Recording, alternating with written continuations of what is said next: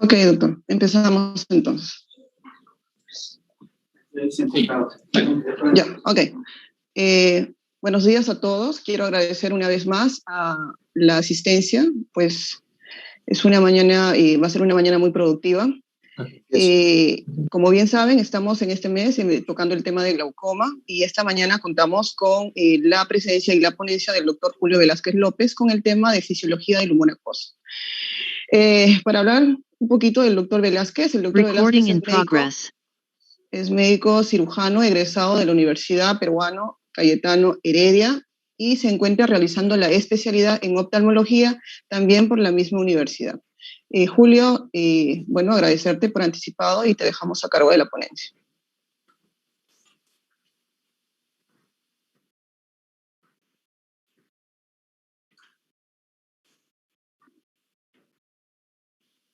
Doctor, puedes empezar, Julio. Ok, ¿me escuchan bien? Sí, se te escucha, Julio. Muy buenos días con todos los presentes. Agradecerles por la presencia un día más en el curso de glaucoma. El día de hoy vamos a hablar de fisiología del humor acuoso. Y, pues bueno, empecemos. Como breve introducción, el humor acuoso es un líquido incoloro que se mantiene en producción, circulación entre la cámara posterior y anterior. Las funciones principales es de proveer de nutrición y soporte a estructuras avasculares, como lo son el cristalino y la córnea, que carecen de vasos y que aún así necesitan una nutrición, pues es que el humor acuoso los va a nutrir y les va a dar un soporte. Por otro lado, también mantiene la forma constante del globo, muy importante en el desarrollo embrionario y en sí durante toda la vida, ya que mantienen integridad del globo ocular. Y a su vez también el humor acuoso mantiene la presión intraocular entre niveles normales. A grandes rasgos, vamos a hablar de parámetros dinámicos del humor acuoso, como es la producción, la circulación y el drenaje, que cuando una de estas se ve alterada va a tener repercusión sobre la presión intraocular.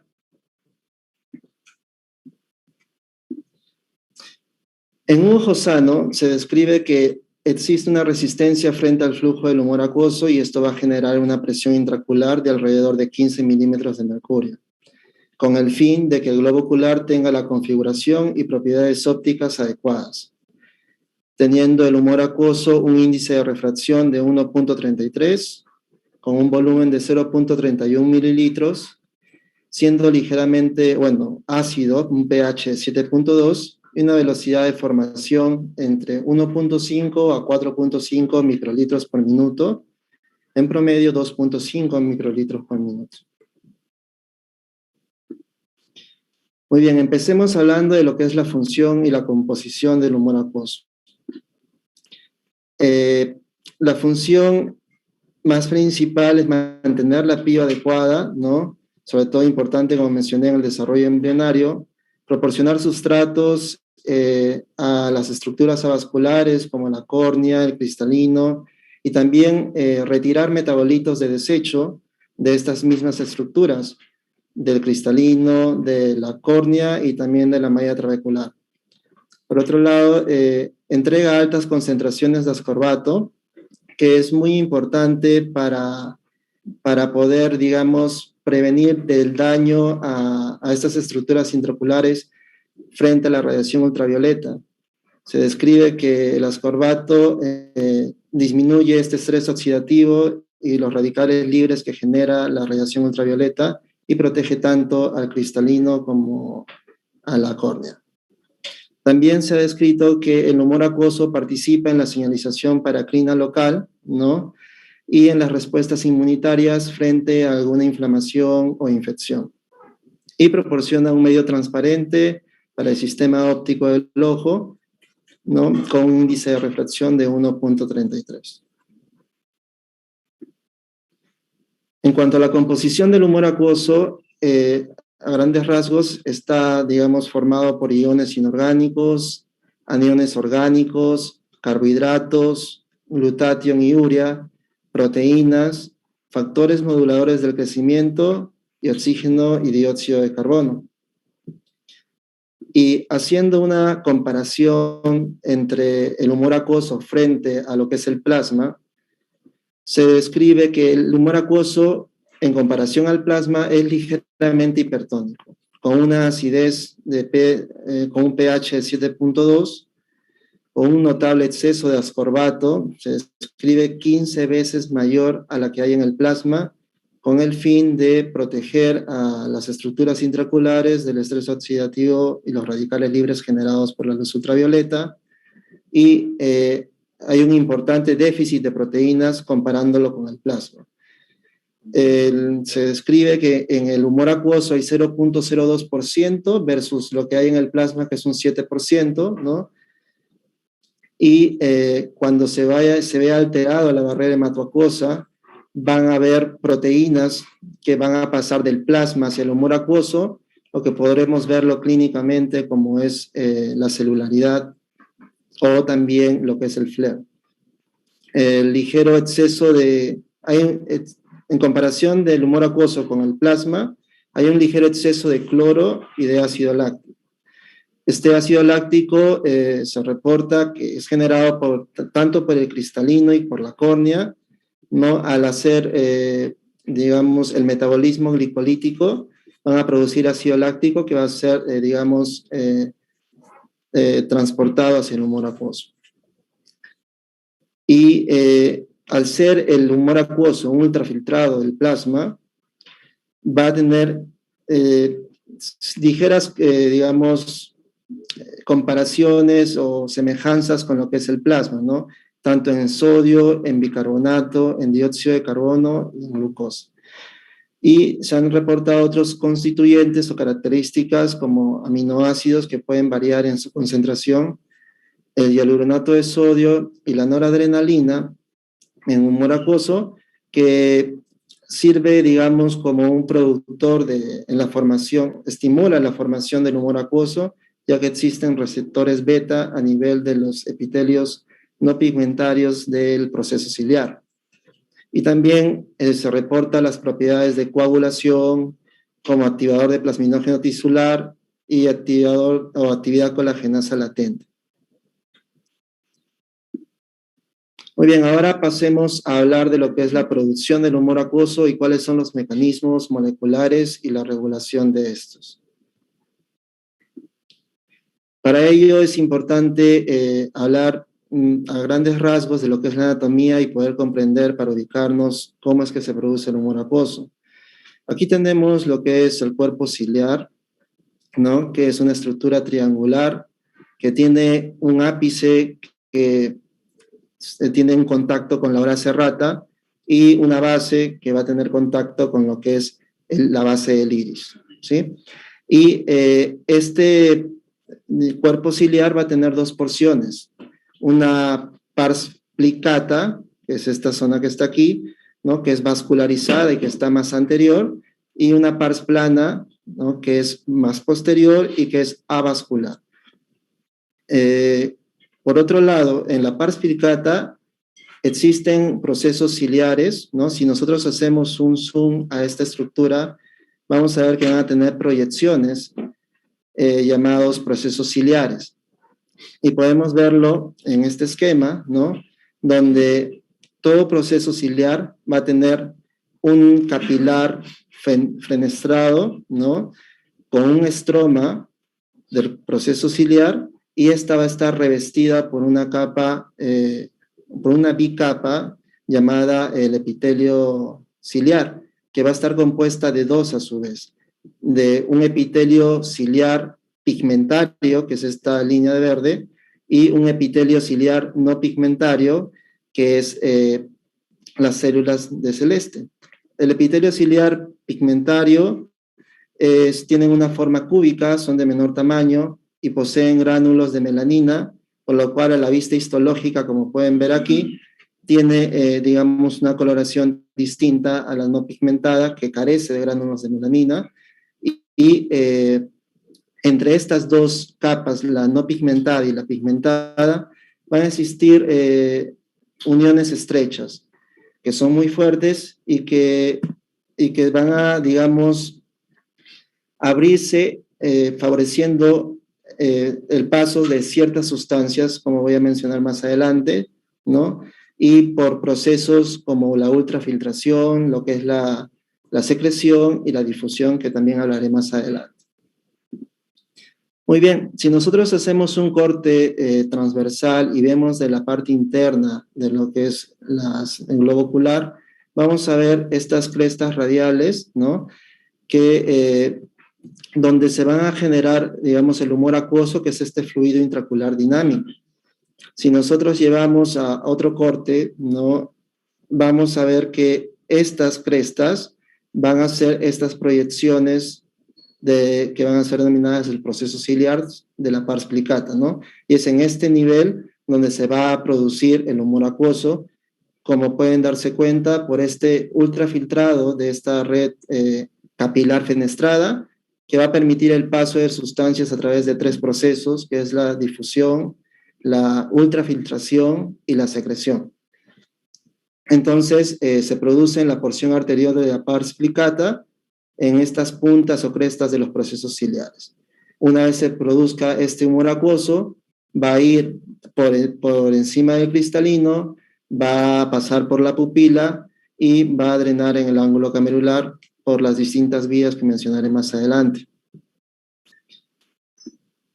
Muy bien, entonces, como mencioné, el epitelio pigmentario y el epitelio no pigmentario se distingue histológicamente, y bueno, acá traje un esquema para que puedan más o menos ver por qué es que le llaman pigmentado, ¿no? Por los gránulos de pigmento, de melanina, y a diferencia de este epitelio pigmentario con el no pigmentario, es que el no pigmentario tiene mucha más cantidad de mitocondrias, y a su vez también mayor cantidad de retículos endoplasmáticos rugosos. ¿Por qué? Porque es justo el epitelio no pigmentario, o las células de este epitelio, las que van a dar el paso final, que es la secreción, que va a usar energía, ATP, por hidrólisis del ATP, y va a, digamos, pasar sustancias desde el capilar fenestrado hacia la cámara posterior. Pero esto tiene que vencer una gradiente de concentración, y como va en contra de la gradiente, es que necesita usar energía. Esta energía va a ser, digamos, ganada, ¿no? O va a tener, al hidrolizar la adenosintrifosfato, va a poder obtener esa energía y ayudar a que pasen sustancias desde el capilar fenestrado, el estroma, pasando puede ser paracelular o transcelular, hasta la cámara posterior. Por otro lado, también entre estas células existen uniones muy fuertes como los desmosomas y las zónulas occludens, que van a permitir, digamos, van a restringir el paso a ciertas sustancias de mayor carga o de mayor tamaño. Y es que, bueno, la zónula occludens y los desmosomas van a formar, junto con todo lo que es las uniones GAP, la barrera hematoacuosa, ¿no? Acá se describe que hay mayor interdigitación basal y lateral, como pueden ver aquí, ¿no? Entre lateral y también basal, ¿no? Mayor número de mitocondrias y de retículo endoplasmático rugoso en el epitelio ciliar no pigmentado, que va a ser el que va finalmente, gracias a la energía que van a brindar las mitocondrias, bueno, también poder pasar la sustancia. Las fenestraciones más numerosas que hay en el endotelio capilar, y también se describe que tiene un estroma mucho más delgado, ¿no? Para que favorezca también el paso de sustancias. Y estas uniones GAP que están entre ambas, las GAP junctions, que son estas dos, como una puerta que existe en el epitelio pigmentado y el no pigmentado. Y entonces siempre el flujo va a ser en la dirección de estas flechas, ¿no? Desde, digamos, capilar fenestrado, pasando por estroma ciliar, del proceso ciliar, pasando por la bicapa hasta llegar a la cámara posterior. De igual manera aquí, ¿no? Estroma ciliar, pasando por la bicapa hasta llegar a la cámara posterior. Entonces, cuando acá traje esta figura, ¿no? Que más o menos describe cómo es que se forma la red coriocapilar dentro de los procesos ciliares. Cuando se une la arteria ciliar anterior con la arteria ciliar posterior larga, va a formar el círculo arterial mayor del iris, ¿no? Y es de este círculo arterial mayor del iris que va a dar ramificaciones y estas ramificaciones al final van a terminar en red coriocapilares que tienen fenestras para que permitan el paso a través de estos procesos ciliares. Y así se pueda dar a través de los 3 procesos de ultrafiltración, secreción y difusión la formación del humor acuoso en la cámara posterior. Entonces, el humor acuoso se deriva del plasma, ¿no? Y es dentro de la red capilar de los procesos ciliares, y una vez formado el humor acuoso va a tener, digamos, un patrón de flujo de convección. Se describe que el cristalino, al ser una estructura más interna, tiene una temperatura, digamos, mayor, por lo cual el humor acuoso, una vez generado, asciende. Pero cuando pasa por la pupila, al ser la córnea una estructura más superficial, tiene una menor temperatura, lo cual va a conllevar a que el humor acuoso tenga este flujo de convección nuevamente hacia el ángulo camerular, lo que llaman el swirling flow of aqueous humor. Y puede visualizarse esto clínicamente, ¿no? Cuando vemos en un paciente de repente con uveitis, ¿no? Cuando hay inflamación, esta celularidad circundante. Entonces, van a atravesar mediante 3 procesos básicos. El primero es la difusión, que las sustancias liposolubles, ¿no? Van a poder atravesar las membranas plasmáticas, que también son lipofílicas, y van a poder atravesar fácilmente.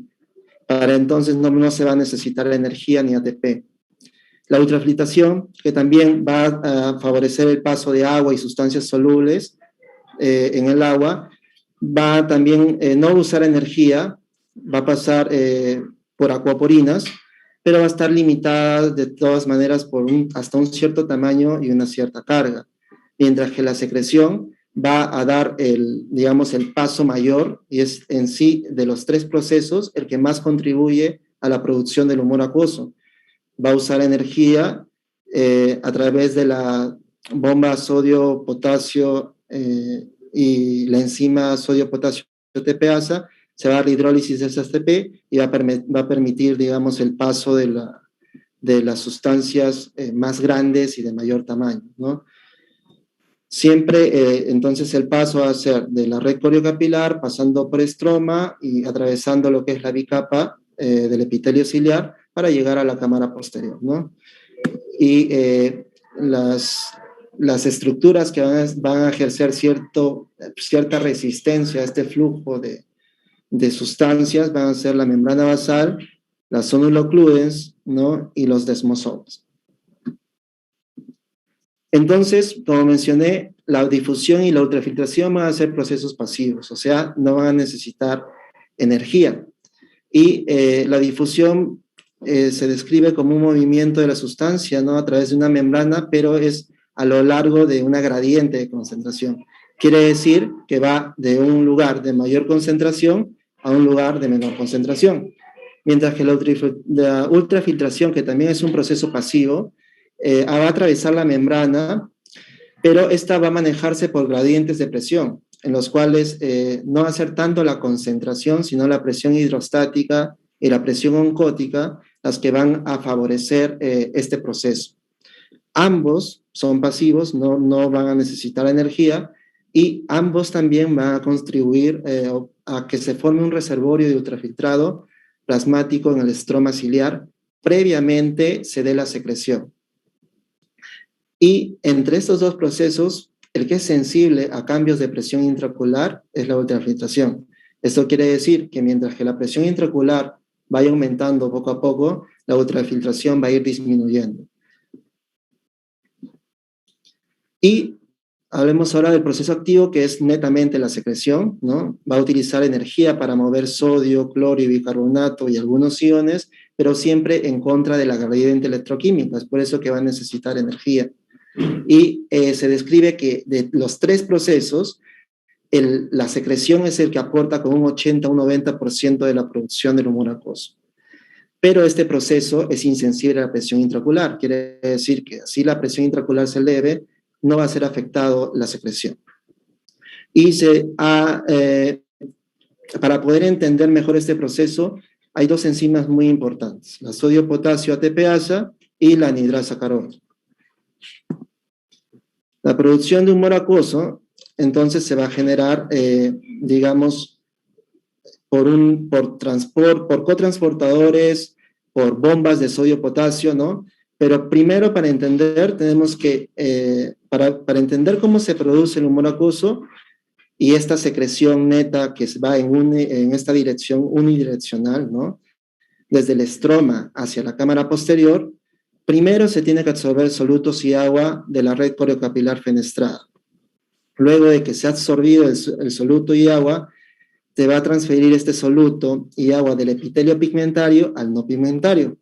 Y luego el soluto y el agua del epitelio no pigmentario a la cámara posterior. El principal ion que mueve, digamos, lo que es agua o que jala agua es el sodio. Por lo tanto, hay ciertos canales, hay, por ejemplo, este cotransportador sodio-potasio 2-cloro, ¿no? Que permite el pasaje de sodio hacia el epitelio pigmentario, y también va a haber un intercambio entre un sodio con hidrógeno para favorecer el paso de sodio. Una vez de que el sodio ingresa al epitelio pigmentario, por gradiente de concentración, el agua va a ser arrastrada, acumulándose hasta previamente estas uniones de las células oclúdenes. Es por eso que mencioné que hay un reservorio de ultrafiltración del plasma que se mantiene aquí, hasta estas uniones de las células oclúdenes, ¿no? Y una vez de que el sodio, digamos, las enzimas más importantes, que son la sodio-potasio ATPasa, ¿no? Al hacer la hidrólisis del ATP, favorezca que el sodio salga hacia la cámara posterior, es que esta también va a arrastrar agua a través de estas aquaporinas, que se describen en el epitelio no pigmentario. Hay dos isoenzimas, ¿no? La aquaporina 1 y la 4. Y también favorece, digamos, el paso, la anidrasa carbónica, como mencioné. Estas son las dos enzimas más importantes, ¿sí? La anidrasa carbónica lo que hace es unir el CO2 más el agua, formando ácido carbónico, que inmediatamente se va a desdoblar en un hidrógeno y un bicarbonato. Y estas sustancias son importantes porque el bicarbonato me va a permitir, digamos, una vez de que sale el sodio, poder regular y estabilizar esa gradiente electroquímica, ¿no? Y el hidrógeno va a servir para que nuevamente siga ingresando más sodio. Entonces, es muy importante, y acá cabe recalcar que los inhibidores de la anidrasa carbónica, como por ejemplo la dorzolamida, ¿no?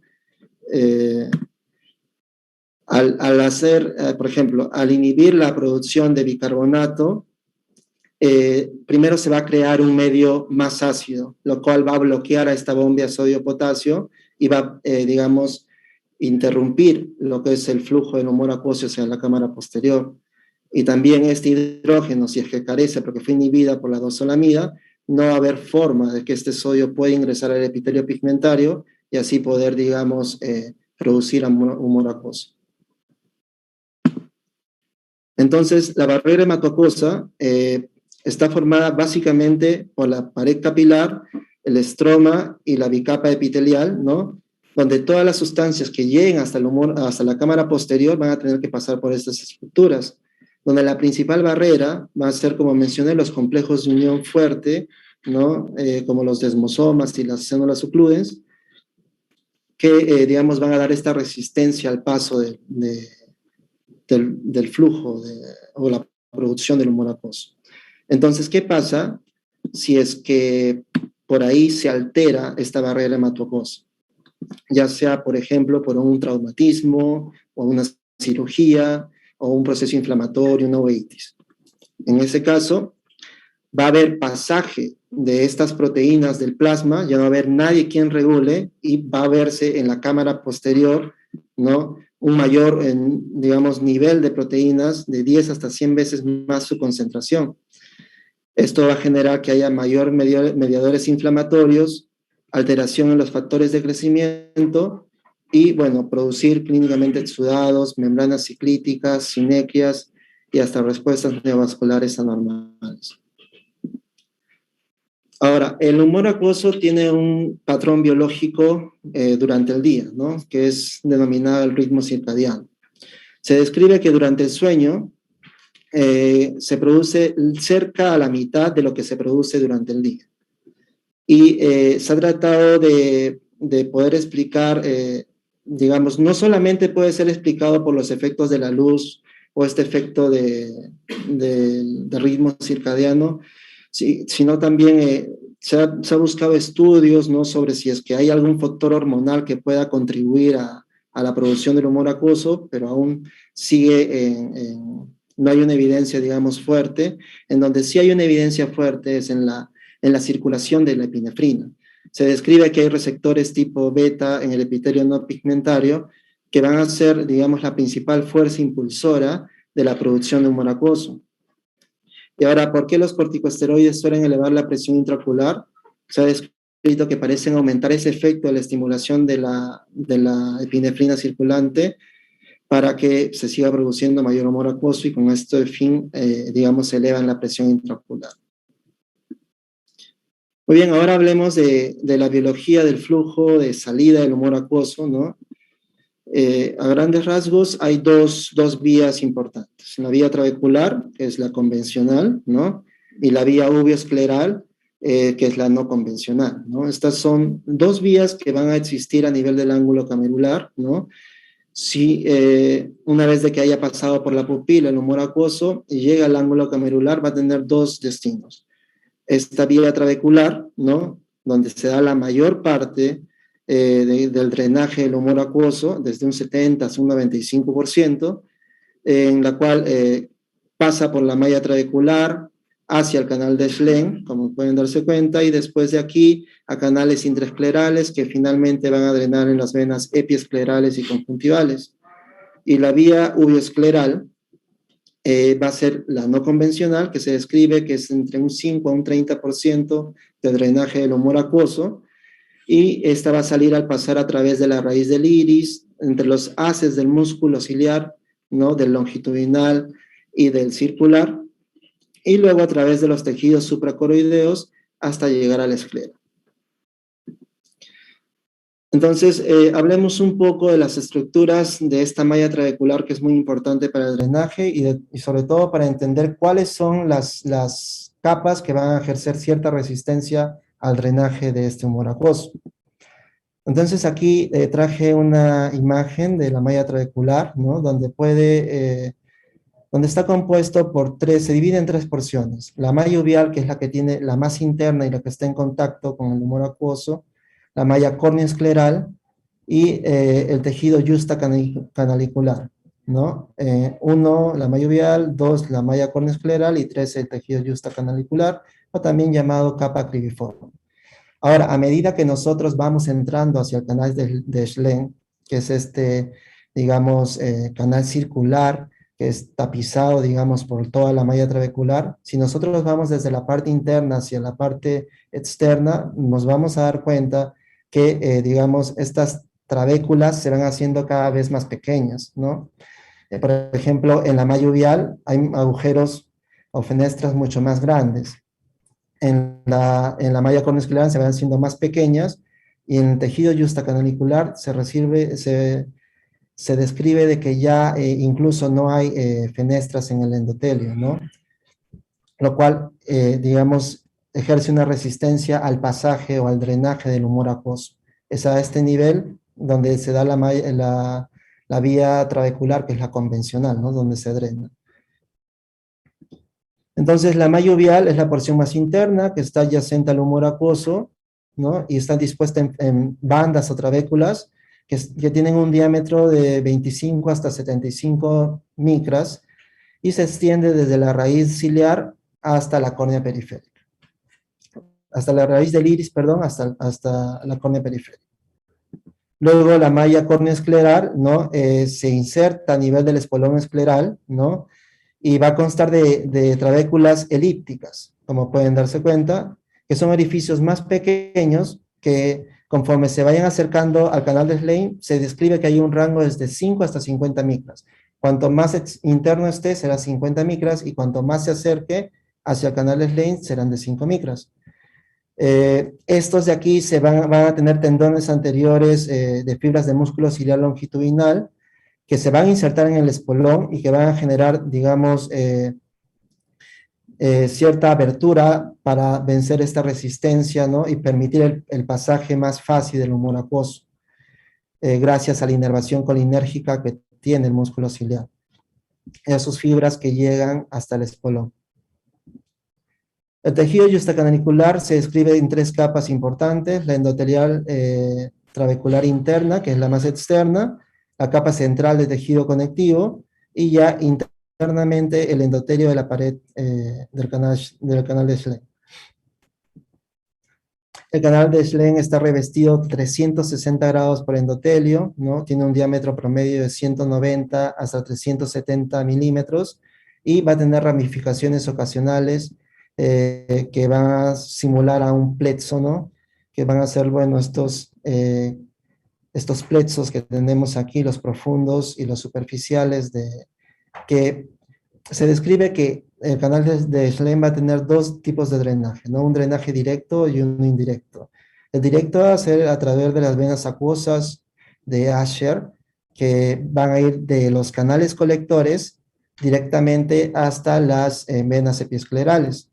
Y un drenaje indirecto que va a pasar por plexos previamente hasta llegar igualmente a venas epiesclerales y conjuntivales. Muy bien, la organización celular de la vía uveoscleral. Describí que habían 2, aparte de la vía convencional, ¿no? La vía no convencional, que era la uveoscleral. Pero también se ha descrito un flujo de salida más, que es la vía uveovorticosa, ¿no? Ambas igual siguen siendo 2 vías no convencionales. La vía uveoscleral va a ser a través de la uvea, como puede verse aquí, ¿no? Esta de la línea verde, ¿no? Anterior en la raíz del iris, y luego va a salir, ¿no? hacia la esclera, y la uveovórtex va a ser esta de aquí, ¿no? Que al final va a mediar mediante transferencia de líquido a los vasos del iris, y va a ir hacia las venas del vórtice, y es una vía no convencional, ¿no? De drenaje del humor acuoso. ¿Cuáles son los mecanismos moleculares de la resistencia al flujo de salida del humor acuoso? Son 3, básicamente. La resistencia en la malla trabecular, como dije, que era la parte de la capa yustacanalicular, que era la que ya no tenía fenestras, y la que tenía, digamos, menor, o la adhesión entre célula a célula era mayor, lo cual restringía el paso de sustancias. La presión venosa epiescleral, que se describe entre 8 milímetros de mercurio aproximadamente, también va a ser una resistencia. O sea, cuando el humor acuoso que ha drenado el canal de Schlein quiera pasar hacia la vía epiescleral, esta presión venosa le va a ejercer una resistencia de aproximadamente 8 milímetros de mercurio. Y la resistencia al flujo de salida no convencional se describe que entre los haces del músculo ciliar puede haber también cierta resistencia al drenaje de este humor acuoso. Y pues eso sería todo. Muchas gracias. Si hubiera alguna pregunta. Muchas gracias, Julio. Excelente la presentación, como todos lo están haciendo.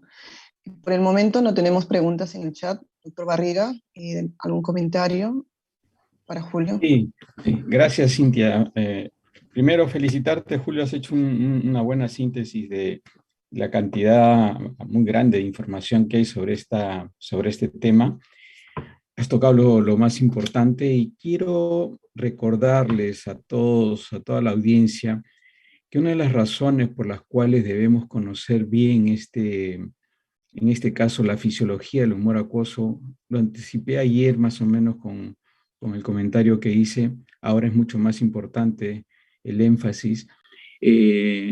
Julio nos ha ido tocando de más adelante, a lo largo del curso, vamos a ver que tienen que ver con el hecho de los tratamientos que se establecen para disminuir la producción de humor acuoso o mejorar el flujo de salida del humor acuoso.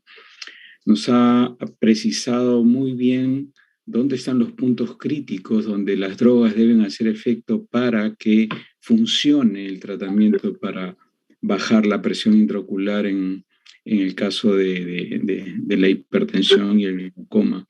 Por lo tanto, yo insistiría en que todos estos temas que estamos tratando ahora los vamos a ver más adelante y tal vez me anticiparía a hacerles alguna pregunta, no solamente a Julio, yo le haría la pregunta a toda la audiencia, ¿no? Por la cual es importante tener en cuenta el momento o los tiempos en que uno prescribe un medicamento a un paciente para el tratamiento de su glaucoma o de su hipertensión ocular. ¿Es solamente la farmacocinética de la droga o es que es realmente importante saber en qué momento es el ideal para que la droga haga su efecto? Julio ha mencionado la importancia del ritmo circadiano en la producción de humor acuoso, pues por ahí debe estar la respuesta a esto. Les invocaría a revisar ese tema porque tiene que ver con esta parte del curso, con la fisiología del humor acuoso, pero lo vamos a ver más adelante inevitablemente y es necesario. ¿Cómo es que funciona el tratamiento láser para el glaucoma? ¿Es solamente hacerle huequitos al canal de Schlemm? ¿O hay otra forma como está funcionando el tratamiento láser? Cuando uno pone láser a un paciente para el tratamiento de glaucoma, ¿qué está pasando en el canal de Schlemm, en el ángulo camerular? Traten de responderse esas preguntas y van a ver que se van a venir hasta esta clase para entender por qué funcionan estos tratamientos y por qué además, esto es importante, interesante, y por qué además son tratamientos temporales, ¿no? ¿Por qué los tratamientos láseres después de 2, 3 años dejan de funcionar? Pues la respuesta está aquí, señores, en estas clases, ¿no? Entonces, busquen lecturas que